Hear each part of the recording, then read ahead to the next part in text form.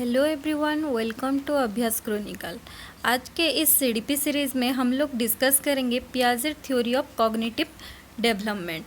तो पियाजेट जी जो थे वो थे स्विस के डेवलपमेंटल साइकोलॉजिस्ट जीन पियाजेट, जो कि अपने 3 बच्चों के ऊपर एक्सपेरिमेंट करके ये कॉग्निटिव डेवलपमेंट थ्योरी दिए थे। कॉग्निटिव डेवलपमेंट थ्योरी को और भी जाना जाता है डेवलपमेंटल स्टेज थ्योरी के बारे में, क्योंकि इस थ्योरी में पियाजेट जी ने बच्चा हर एक स्टेज में कैसे कॉग्निशन को अपना डेवलप करता है उसी के बारे में बताए थे। That's why it is called as development stage theory. He disagreed with the idea that intelligence is a fixed rate. उनका मानना यही था इंटेलिजेंस कोई फिक्स्ड रेट नहीं है जो कि माता पिता से इनहेरिटेड होके आता है। उनका मानना यही था कि इंटेलिजेंस जो है वो बायोलॉजिकल मैच्योरेशन के साथ साथ अपने इन्वायरमेंट के साथ भी इंटरेक्ट करता है। एनवायरनमेंट अगर चेंज होता है तो बच्चे का इंटेलिजेंस लेवल जो है वो भी चेंज होता है।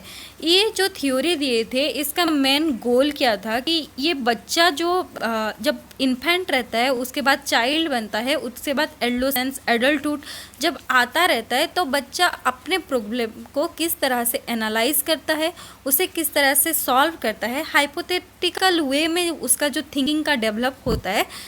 इसका मेन मोटो वही था कि वो कैसे डेवलप करता है, मतलब उस प्रोसेस को बताना ही इस थ्योरी का मेन मोटो था। तो आज हम डिस्कस करेंगे पियाजेट के ये 4 जो वेरिएंट स्टेजेस है। क्या क्या वो स्टेजेस है? First one is the sensory motor stage, जो कि बर्थ टू 2 ईयर्स पे रहता है। फिर उसके बाद 2 ईयर्स के बाद 2 to 7 ईयर्स तक आपका आएगा प्री ऑपरेशनल स्टेज। फिर 7 to 11 ईयर्स तक आएगा कॉन्क्रीट ऑपरेशनल स्टेज। फिर 11 ईयर्स टू ऑनवर्ड्स आपका आएगा फॉर्मल ऑपरेशनल स्टेज। तो फर्स्ट क्या आया हमारा? बर्थ टू 2 ईयर्स तक जो आया that is the sensory motor stage.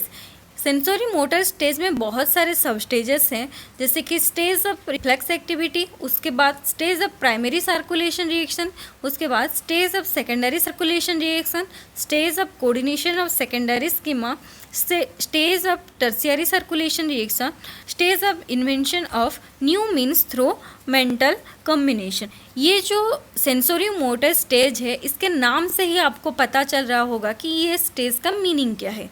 एक तो सेंसरी मतलब सेंस ऑर्गन का यूज़ होता है, मोटर स्टेज मतलब जिस स्टेज में आपका सेंस ऑर्गन और मोटर का मतलब क्या है? जो मूवमेंट, फिजिकल एक्टिविटी और मूवमेंट जो भी होता है that is the motor activity. Sense organ क्या क्या है आपके? जो 5 सेंस ऑर्गन जैसे कि स्मेल हो गया, टेस्ट हो गया, फिर लुकिंग, ये सब जो ऑर्गन्स है, साइट ऑर्गन्स, ये सब जो ऑर्गन्स है उसका डेवलपमेंट होता है। उसके साथ साथ बच्चा क्या करता है? अपने मूवमेंट को भी दिखाता है। That's why this stage is called as sensory motor stage. ये सेंसरी मोटर स्टेज आपका आता है बर्थ टू 2 ईयर्स तक रहता है। इसमें बच्चा फिजिकल एक्शन करता है, जैसे कि क्रीप करेगा, क्रॉल करेगा, ग्रैब्स करेगा, फिर पुलिंग करेगा। तो ये जो फिजिकल एक्टिविटीज़ है बच्चा इसमें दिखाता है। उसके बाद क्या है? infant understand the world through sensory experience, sensation with motor action, movement। बच्चा इसमें क्या करता है? अपने सेंस के साथ साथ मूवमेंट को भी दिखाता है। इस स्टेज का जो मेन कैरेक्टरिस्टिक है that is the develop object permanence.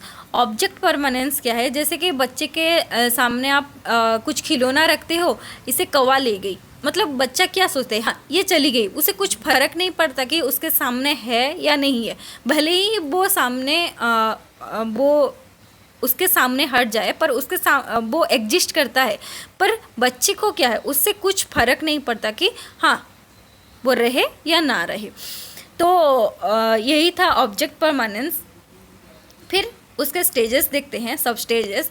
First रहता है आपका स्टेज ऑफ रिफ्लेक्स एक्टिविटी, जो कि बर्थ टू 30 डेज तक है। इसमें क्या करता है बच्चा? Use of reflexes. अब ये रिफ्लेक्स है क्या? Reflex is an involuntary reaction that happen automatically without method. मतलब जैसे कि आपके एक हाथ में मच्छर काट रहा है, ऐसा तो है नहीं कि आप सोचते रहोगे कि हाँ भाई तू अपना मेरा खून पी ले, खून पीने के बाद खुद से उड़ जाना। आप ऐसे सोचते नहीं हो। जब मच्छर काटता है क्या होता है कि हमारा जो दूसरा हाथ है वो अपने आप ही मच्छर को उड़ा देने के लिए उड़ जाता है या मार देने के लिए उड़ जाता है। तो that is the involuntary reaction. वैसे ही बच्चा क्या करेगा, डिफरेंट स्टिमुली दिखाएगा आपको, नॉइज़ प्रोड्यूस होने के साथ साथ जब वो इमोशनली अटैच्ड होगा तब भी दिखाएगा। तो ये होता है रिफ्लेक्स और बच्चा इसमें ये फर्स्ट स्टेज जो है, स्टेज ऑफ रिफ्लेक्स एक्टिविटी, वो यूज़ करता है किसको, रिफ्लेक्स को। फिर उसके बाद आता है आपका stage of primary circulation reaction.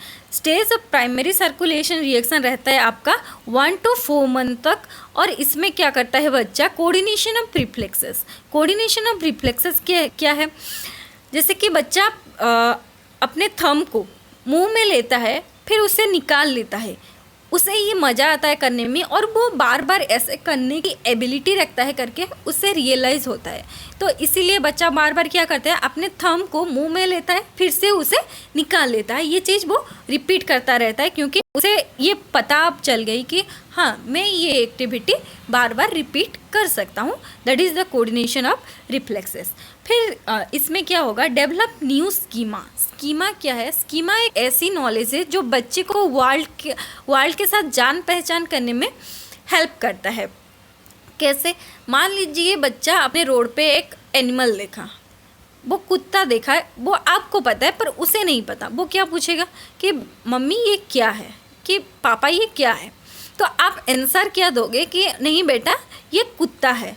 तो ये जो न्यू नॉलेज वो गेन किया कि हाँ, जो बार्क करता है, फिर उसके 4 पैर हैं, एक टेल है उसके, तो ये जो चीज़ मुझे दिखाई दी वो कुत्ता है। वो न्यूली उस इंफॉर्मेशन को गेन किया। मतलब जो भी न्यू नॉलेज आपके सराउंडिंग के साथ और एनवायरनमेंट के साथ आप गेन करते हो, दैट इज़ द स्कीमा।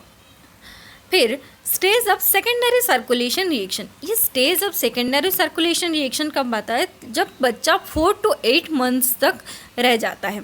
इसमें क्या होता है, बच्चा क्या सीखता है, मैनिपुलेशन ऑफ थिंग और ऑब्जेक्ट परमानेंस। ऑब्जेक्ट परमानेंस पहले मैं बता चुकी हूँ। ये क्या है, it is a child's understanding that objects continue to exist even though they can not be seen और हियर। मतलब जैसे कि पीकेबू में क्या होता है कि आप कंटिन्यूअली बच्चे के सामने आ रहे हो, फिर उसके सामने से चले जा रहे हो, तो बच्चा क्या उसे उसमें खुशी भी होती है, पर वो क्या सोचता है, हाँ ये चली गई तो चली गई मेरे सामने से, पर उसको यही पता रहता है कि हाँ ये चीज़ एग्जिस्ट करता है। इसमें क्या होता है, ये ऑब्जेक्ट परमानेंस में बच्चा न्यू एनवायरनमेंट के साथ इंटरेक्ट करने के साथ साथ न्यू डिस्कवरीज को निकालता रहता है। Then stage of coordination of secondary schema, ये रहता है आपका 8 to 12 मंथ्स तक रहता है।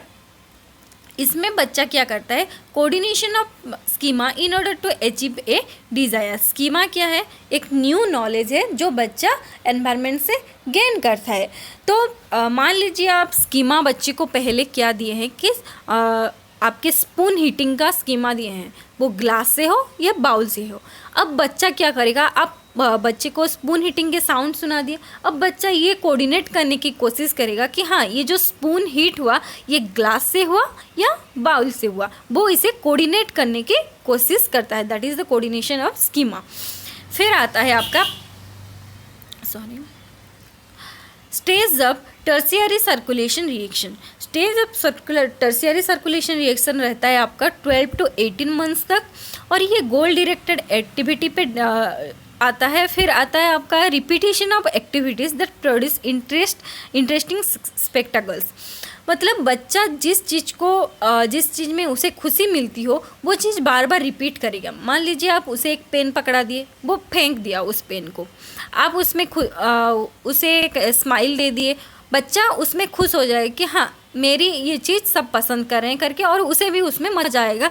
वो बार बार आप जितनी बार उस पेन को उसे पकड़ाएंगे वो उतनी बार फेंकता रहेगा।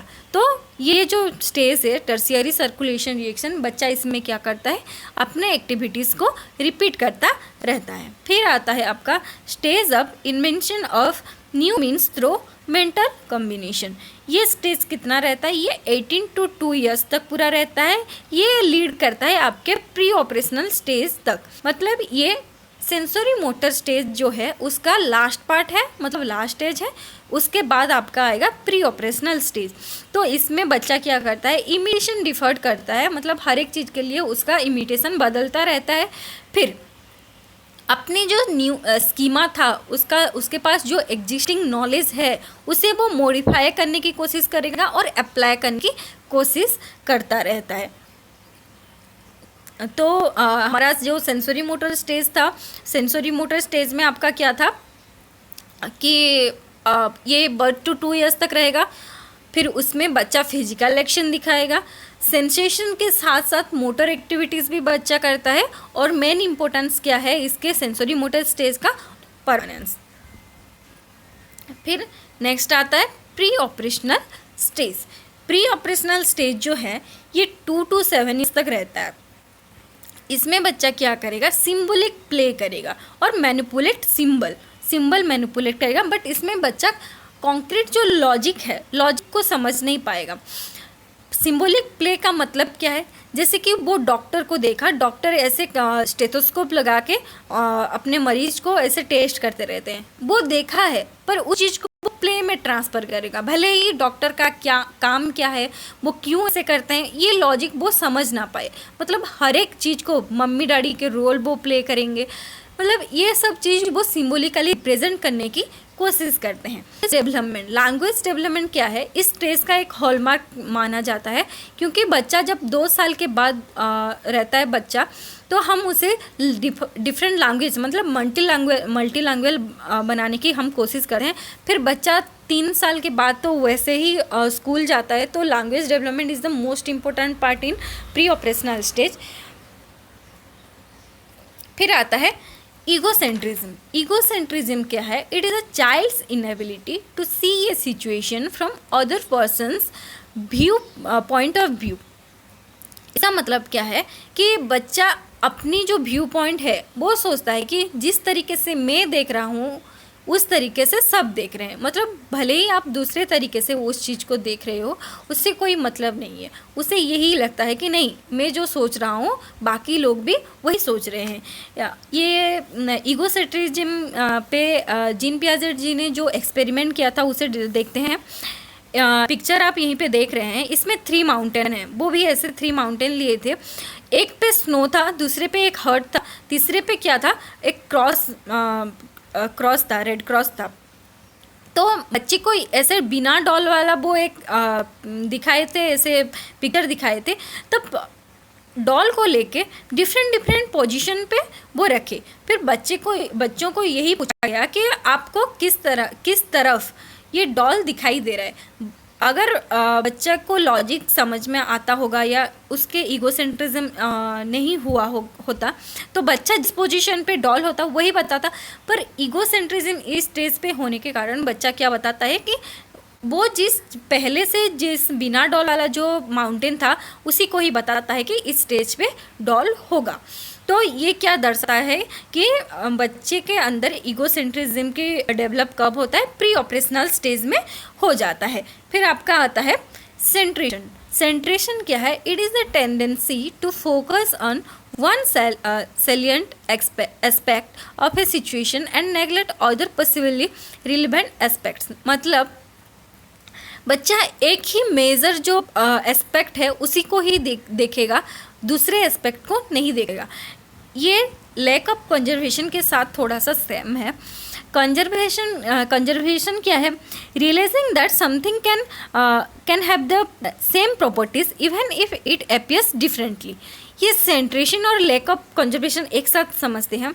जैसे कि बच्चे को आप क्या दे दिया, बड़े से बाउल में आप आइसक्रीम दे दी, उसका आइसक्रीम हाफ हो गया, फिर बच्चा क्या करेगा, रोने लगेगा कि मेरा आइसक्रीम ख़त्म हो गया। अगर उस आइसक्रीम को आप छोटे से बाउल में और एक बार ट्रांसफ़र बिना ऐड किए दूसरा आइसक्रीम दे दोगे तो बच्चा क्या करेगा, खुश हो जाएगा कि हाँ मेरा जो आइसक्रीम है फिर से वो फुल हो गया। मतलब वो किस एस्पेक्ट को देखा, बस उसके आइसक्रीम बाउल में फुल होने के एस्पेक्ट को देखा। दूसरा जो एस्पेक्ट है कि बाउल बड़ा था फिर छोटा हो गया, वो एस्पेक्ट को वो नहीं देख पाएगा। That is a centration and lack of conservation is similar to centration. फिर आता है इरिवर्सिबिलिटी। इरिवर्सिबिलिटी क्या है? बच्चा रिवर्सिबल जो एबिलिटी है उसको जा नहीं पाता है। मान लीजिए आप बच्चे को बता रहे हो equal to B and B equal to C, ये दोनों बच्चा गेन कर लेता है, A equal to B and B equal to C, but he can't say that A equal to C, क्योंकि उसे इस स्टेज में लॉजिक का, कॉन्क्रीट लॉजिक का पता नहीं रहता है। दैट्स वाई बच्चा क्या करता है, इरिवर्सिबिलिटी जो है वो इसमें जान नहीं पाता है। ये था प्री ऑपरेशनल स्टेज का कैरेक्टरिस्टिक। फिर प्री ऑपरेशनल स्टेज क्या हुआ है, दो पार्ट में डिवाइड हुआ है। एक प्री कॉन्सेप्चुअल पीरियड, दूसरा आता है इंट्यूटिव पीरियड। ये प्री कॉन्सेप्चुअल पीरियड जो है ये 2 to 4 ईयर्स तक रहता है। बच्चा इसमें सिग्निफाइज को ज़्यादा प्रायोरिटी देता है। सिग्निफाइज क्या क्या है? 2 टाइप्स, एक तो सिंबल रहता है, दूसरा रहता है साइन। सिंबॉलिकली रिप्रेजेंट करेगा, दरअसल सिंबल को ज़्यादा प्रायोरिटी देता है बच्चा। पीरियड, इंट्यूटिव पीरियड में बच्चे जो रहते हैं वो 4 to 7 ईयर्स तक रहते हैं। इसमें बच्चे का मेंटल एक्टिविटी स्टार्ट होता है। फिर इसमें बच्चा क्या करता है, जो सिंपल एडिशन है, सब्सट्रैक्शन है, टेबल है, इसको याद करने की और लर्न करने की कोशिश करता है। ये था प्री ऑपरेशनल स्टेज। तो प्री ऑपरेशनल स्टेज के जो मेन कैरेक्टरिस्टिक हैं जो सीटेट में आ सकते हैं वो क्या क्या है? एक तो सिंबॉलिक प्ले है, फिर आता है आपका लैंग्वेज डेवलपमेंट, फिर आता है egocentrism, irreversibility, session and lack of conservation. Again, pre-operational stage is divided into 2 types. One is the pre-conceptual period, next one is the intuitive period. ये था हमारा pre-operational stage.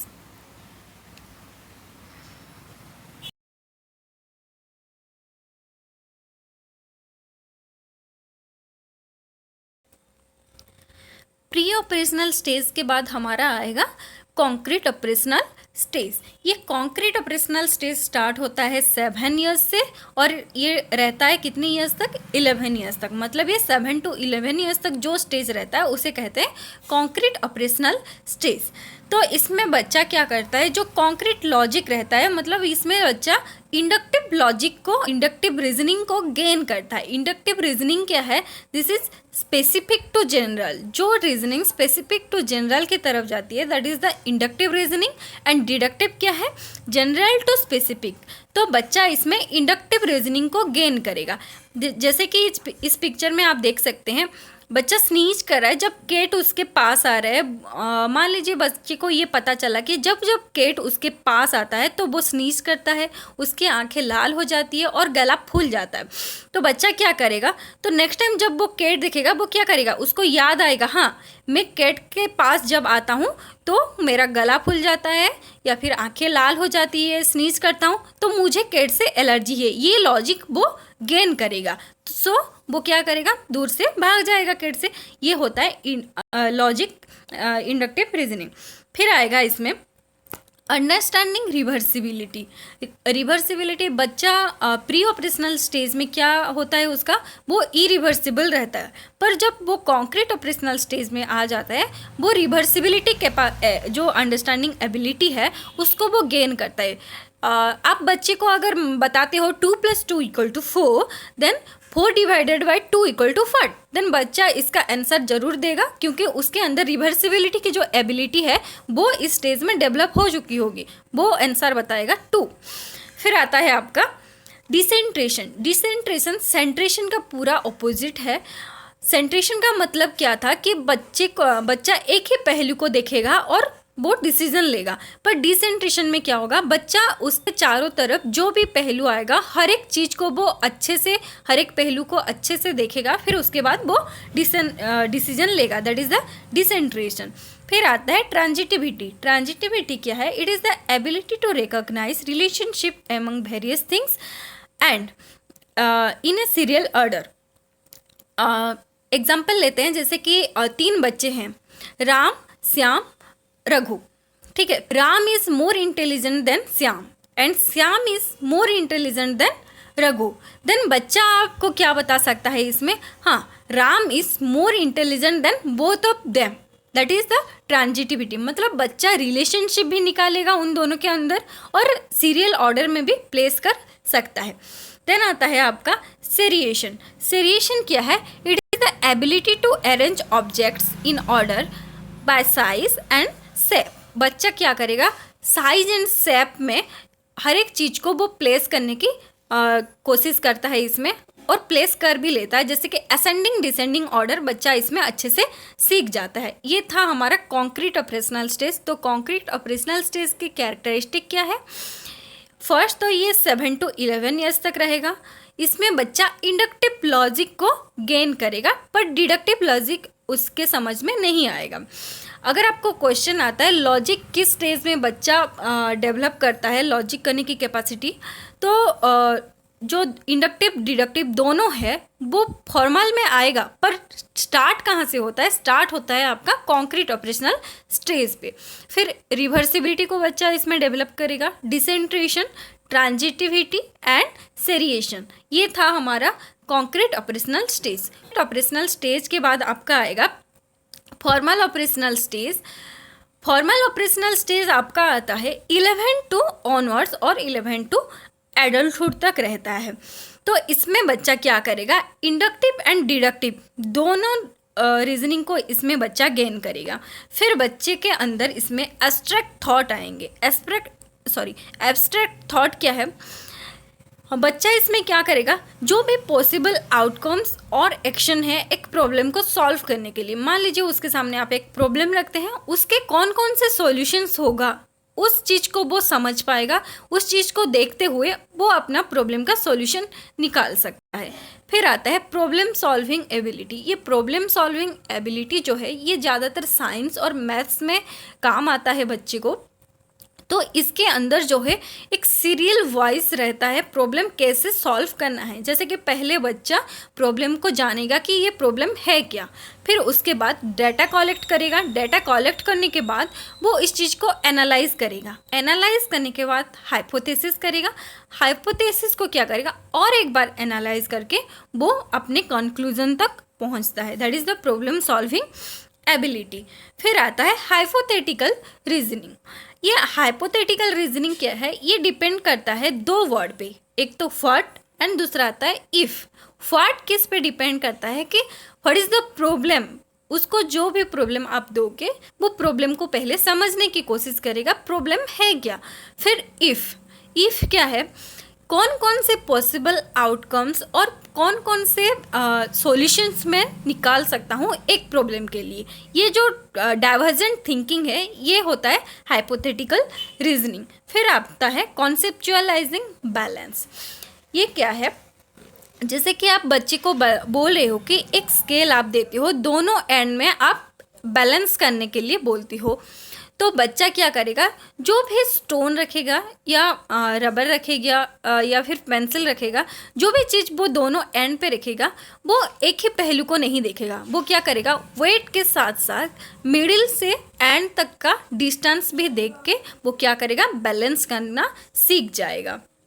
फिर आता है सिस्टमेटिक अप्रोच। ये सिस्टमेटिक अप्रोच क्या है, बच्चे को आप अगर एक प्रॉब्लम देते हो वो सिस्टमेटिकली हर एक चीज़ को करने की कोशिश करेगा। जैसे कि पहले हमारा जो इन्फेंसी स्टेज था या फिर उसके बाद प्री ऑपरेशनल स्टेज था, उसमें बच्चा लॉजिक को अप्लाई नहीं कर सकता। उसमें बच्चा नहीं समझ सकता कि एक प्रॉब्लम को किस तरह सॉल्व करना है। पर जब बच्चा फॉर्मल ऑपरेशनल स्टेज में पहुंच जाता है, उसके अंदर लॉजिक और रीजनिंग एबिलिटी दोनों आ जाता है। मतलब इसमें कॉग्निटिव डेवलपमेंट का ये लास्ट स्टेज है। इसमें बच्चा पूरे तरीके से कॉग्निटिव डेवलपमेंट कर चुका होता है, तो हर एक प्रॉब्लम को वो सिस्टमेटिकली सॉल्व कर सकता है। फिर आता है हमारा think more about moral philosophical ethical social and political issues. बच्चा इसमें एडल्टहुड तक रहता है, तो बच्चा क्या करता है, इसमें वो ज़्यादातर सोशल पॉलिटिकल फिलोसॉफिकल सारे इश्यूज के बारे में भी वो जान पाता है। ये था हमारा फॉर्मल ऑपरेशनल स्टेज। फिर उसके बाद देखते हैं ये जो पियाजेट थ्योरी है कॉग्निटिव डेवलपमेंट, उसके एजुकेशनल इम्प्लीकेशन क्या क्या है। पहले तो ये फोकस करेगा बच्चा किस तरह से लर्न करेगा, हाउ चाइल्ड लर्न, ना कि ये देखेगा व्हाट ही लर्न। मतलब व्हाट पे नहीं, ये हाउ पे डिपेंड करेगा और फोकस करेगा। Use in curriculum development. आप अगर बच्चे के स्टेजेस के अनुसार बच्चा कैसे कॉग्निटिव डेवलपमेंट कर रहा है आपको पता होगा, तो ये हेल्पफुल किस में रहेगा, करिकुलम डेवलपमेंट ये हेल्पफुल रहेगा। अगर आपको पता है कि बच्चा हर एक स्टेज में किस तरह से अपना कॉग्निटिव डेवलपमेंट करेगा, तो आप क्या कर सकते हो, बच्चे को एंगेज कर सकते हो आपकी टीचिंग लर्निंग प्रोसेस में। फिर give importance to playway method, acceptance of individual difference in developmental process. हर एक बच्चे को अपने एज के अनुसार या फिर उसके कॉग्निटिव डेवलपमेंट के अनुसार आप क्या करोगे कि बच्चे के इंडिविजुअल डिफरेंस को मायने रखते हुए आप अपना टीचिंग शुरू करोगे। फिर आता है give relation to teachers that they can build inside thinking. बच्चा कितना डेवलप कर रहा है, ग्रोथ उसका कितना हो रहा है, ये हम फिजिकली देख सकते हैं, पर कॉग्निटिव डेवलपमेंट अब बच्चे को अंदर से जानने की एक टीचर कोशिश करता है, उसके बाद वो अपनी टीचिंग लर्निंग प्रोसेस को, अपनी टीचिंग मेथड को अच्छे तरीके से रिप्रेजेंट करता है। ये था पूरा हमारा cognitive development, Piaget theory of cognitive development. तो इसमें क्या क्या थे, इसमें 4 स्टेजेस थे। पहला था सेंसरी मोटर, जो कि बर्थ टू 2 ईयर्स तक रहेगा, और इसके कैरेक्टरिस्टिक क्या क्या रहेंगे, इसके कैरेक्टरिस्टिक रहेंगे कि ऑब्जेक्ट परमानेंस रहेगा, फिजिकल एक्शन रहेगा, बच्चा मोटर एक्टिविटी के साथ साथ सेंसेशन पे भी डिपेंड करेगा। फिर आएगा आपका सेकंड स्टेज, जो कि प्री ऑपरेशनल स्टेज। ये प्री ऑपरेशनल स्टेज रहेगा आपका 2 to 7 ईयर्स तक रहेगा। ये 2 to 7 ईयर्स में बच्चा क्या क्या डेवलप करेगा, एक तो वो सिंबॉलिकल प्ले करेगा, हर एक चीज़ को सिंबॉलिकली रिप्रेजेंट करने की कोशिश करेगा। फिर इसका जो मेन हॉलमार्क है लैंग्वेज डेवलपमेंट। फिर आता है ईगोसेंट्रिज्म, बच्चा अपनी जो बात है अपनी सिचुएशन को मायने रखते हुए हर एक पॉइंट ऑफ व्यू, किसी दूसरे का पॉइंट ऑफ व्यू इसमें वो नहीं देखेगा। फिर आता है lack of conservation and centration. फिर आएगा आपका इरिवर्सिबिलिटी, ये था प्री ऑपरेशनल स्टेज। फिर आपका आएगा थर्ड स्टेज। थर्ड स्टेज में क्या है, थर्ड स्टेज आपका है कॉन्क्रीट ऑपरेशनल स्टेज, जो कि 7 to 11 ईयर्स तक रहेगा। तो कॉन्क्रीट ऑपरेशनल स्टेज का क्या क्या कैरेक्टरिस्टिक है, वो है लॉजिक को देखेगा, इंडक्टिव रीजनिंग उसके गेन होंगे, फिर रिवर्सिबिलिटी एबिलिटी आएगा, फिर आएगा कंजर्वेशन को अंडरस्टैंड करने की एबिलिटी आएगा, फिर डिसेंट्रेशन भी आएगा, ट्रांजिटिविटी एंड सेरिएशन। लास्ट स्टेज आपका है फॉर्मल ऑपरेशनल स्टेज, जो कि 11 ईयर्स टू एडल्टहुड तक रहेगा। इसमें बच्चा पूरा लॉजिक डेवलप करेगा, इंडक्टिव एंड डिडक्टिव दोनों। फिर इसमें बच्चे के एब्स्ट्रैक्ट थॉट डेवलप होंगे, प्रॉब्लम सॉल्विंग एबिलिटी डेवलप होगा, हाइपोथेटिकल रीजनिंग बच्चा कर पाएगा, कॉन्सेप्चुअलाइजिंग, बैलेंस, सिस्टमेटिक अप्रोच, एंड बच्चा इसमें लास्ट में क्या करेगा कि वो फिलोसॉफिकल, सोशल, बहुत सारे इश्यूज में खुद को इन्वॉल्व कर पाएगा। ये था पियाजेट का पूरा कंप्लीट थ्योरी। अगर आप मेन पॉइंट्स को याद रखते हैं, उसका मीनिंग आपको पता रहेगा, तो ये सीटेट में बहुत हेल्पफुल रहेगा। Thank you for watching my video. Please like, share and subscribe. Thank you.